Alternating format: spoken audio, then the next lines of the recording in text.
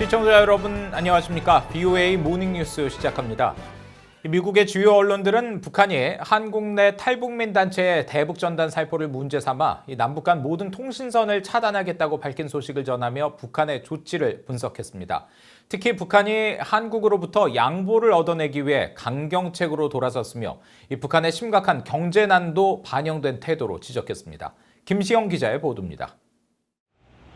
미국 CNN 방송은 9일 북한이 한국과의 연락 채널을 사실상 전면 차단한 상황을 자세히 전했습니다. 군 통신선을 비롯한 남북 간 직통 연락수단 핫라인은 서로의 행동과 의도에 대한 오해에서 비롯되는 우발적 군사 충돌을 막아주는 매우 중요한 수단이었다며 북한이 통신선 차단 조치와 함께 한국을 적으로 규정한 점을 지적했습니다. 이는 북한이 한국과 대립각을 세우겠다는 신호로 위기를 조성하려는 시도일 가능성이 있다고 분석했습니다. 워싱턴 포스트 신문은 북한의 통신선 차단 조치가 한국 정부로부터 일종의 양보를 얻어내기 위한 강경책일 것으로 분석하고 김여정 북한 노동당 제1부부장의 역할이 커진 점에 주목했습니다. 북한은 한국 정부가 자신들과 좋은 관계를 바란다는 점을 알고 이를 악용하고 있으며 동시에 북한 내에서 새로운 위치를 부여받은 김여정의 위상 강화에 이번 문제를 이용하고 있다고 지적했습니다. 미국 NBC 방송도 북한의 이번 조치는 향후 남북 대화에서 영향력 확대를 꾀하려는 의도가 깔린 것으로 추정하고 김 위원장의 동생인 김여정이 관여하고 있다는 점에서 중요성을 더한다고 풀이했습니다. 로이터 통신은 남북 통신선 차단 조치는 북한이 오랫동안 써온 매우 진부한 수법이라며 북한이 과거 수법을 다시 꺼내든 것은 신종 코로나 바이러스 위기와 대북 제재 등으로 북한 경제난이 가중되고 있음을 보여준다고 분석했습니다. 뉴욕타임스 신문은 이번 조치를 문재인 한국 대통령이 한국 지도자로는 처음으로 북한의 대규모 군중 앞에서 연설했던 때와 비교하며 언제든 급반전이 이루어지는 불안정한 한반도 상황에 주목했습니다. 북한은 김정은 위원장의 대미 외교가 성과를 거두지 못하자 한국 정부가 북한의 비핵화 이전에 미국 압박을 무시하고 북한과 경제적 유대를 강화하기를 바란 것으로 보인다며 북한이 중요한 자금원이었던 금강산 관광과 개성공단 재개 등을 원했지만 한국이 북한의 선 비핵화 조치를 요구하자 한국을 대하는 태도가 거칠어지고 있다고 설명했습니다. VOA 뉴스 김시영입니다. 미국과 북한의 싱가포르 정상회담이 이루어진 지 2년을 맞았습니다. BOA는 세기의 만남으로 주목받았던 도널드 트럼프 대통령과 김정은 국무위원장의 정상회담을 되돌아보는 특집 보도로 오늘은 싱가포르 정상회담 공동성명의 의미와 한계를 짚어봅니다. 함지아 기자가 보도합니다. 2018년 6월 12일 미국과 북한의 정상이 싱가포르에서 역사적인 첫 만남을 가졌습니다. 한국전쟁 이후 70년 가까이 대립과 반목을 이어왔던 두 나라의 정상회담은 개최 자체만으로도 전 세계의 주목을 받았고 그 결과에 큰 기대가 쏠렸었습니다. 앞선의 북한은 핵과 미사일 실험을 지속적으로 감행해 국제사회에 비난을 불렀고 미국은 북한이 화염과 분노에 직면하게 될 것이라고 선언하고 미국과 동맹 보호를 위한 단호한 대응을 유엔에서 밝히면서 이루어진 정상회담이었기 때문입니다.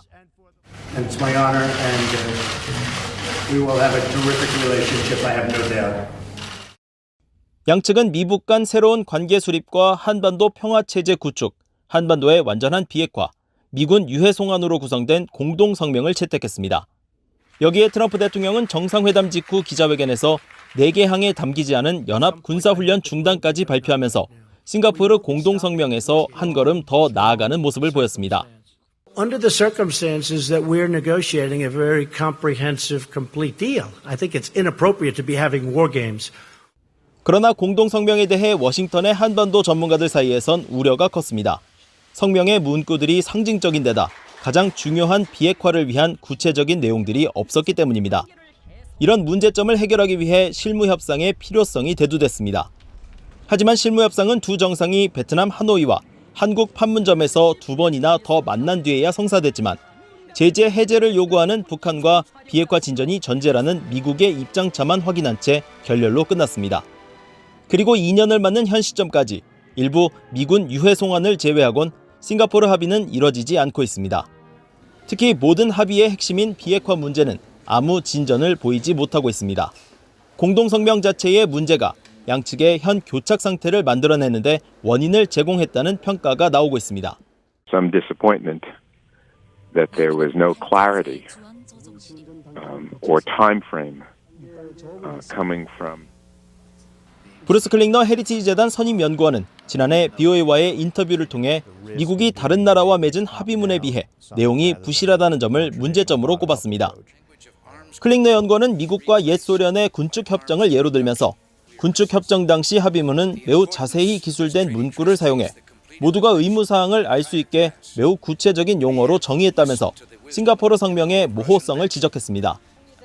제재 완화를 줄곧 요구하고 있는 북한은 핵과 미사일 실험 중단 등 조치를 취한 만큼 미국이 행동할 때라며 미북 대화 교착 상태 책임을 미국에 돌리고 있습니다.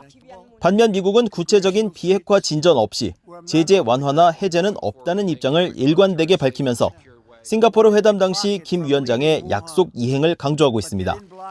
BOA 뉴스 함자입니다. 한국의 정경두 국방장관은 전반기에 계획됐던 한미연합 공군 전투준비태세 훈련과 한미 미사일 방어체계 통합 연동훈련을 정상적으로 실시했다고 밝혔습니다. 정 장관은 10일 전국 주요 지휘관 회의의 모두 발언을 통해 이 같은 미한 양국군의 미사일 방어체계 통합훈련 실시 내용을 확인했습니다.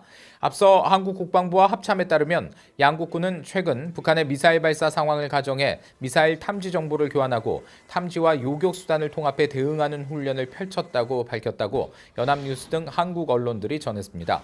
미한 군 당국은 이번 훈련 과정에서 주한미군과 한국군이 보유한 지상과 해상, 공중에서의 요격 수단을 통합한 훈련에 중점을 뒀으며 한국군의 패트리어트 미사일과 이지스 구축함 대공 미사일, 주한미군 사드를 동시에 가동해 북한 미사일 발사에 따른 대응을 집중 점검한 것으로 알려졌습니다. 미국 하와이주가 한국전쟁 70주년을 맞아 6월 25일을 한국전쟁 추모의 날로 선포하고 한국전쟁의 의미와 참전용사들의 희생을 기렸습니다. 데이비드 이게 하와이 주지사는 지난 8일 서명한 포고문에서 전쟁 발발 70주년을 기념하고 한국전쟁 참전용사들과 가족들의 용감하고 사심없는 희생을 기리기 위해 25일을 한국전쟁 추모의 날로 정했다고 밝혔습니다. 그러면서 한국전쟁을 통해 미국과 한국은 강력한 동맹이 됐다며 두 나라는 현재까지도 한반도 평화와 안보, 번영의 강력한 동맹이자 경제 동반자로 함께하고 있다고 강조했습니다. 올해 한국전쟁 70주년을 맞아 6월 25일을 추모의 날로 선포한 것은 미국 50개 주 가운데 하와이주가 처음이며 미국의 한국전쟁 참전용사협회와 주미 한국대사관 측은 올해 미국에서 열리는 한국전쟁 70주년 기념 행사들은 신종 코로나 바이러스 여파로 최소 인원만 참석하는 헌화 중심으로 축소돼 치러질 예정이라고 밝혔습니다.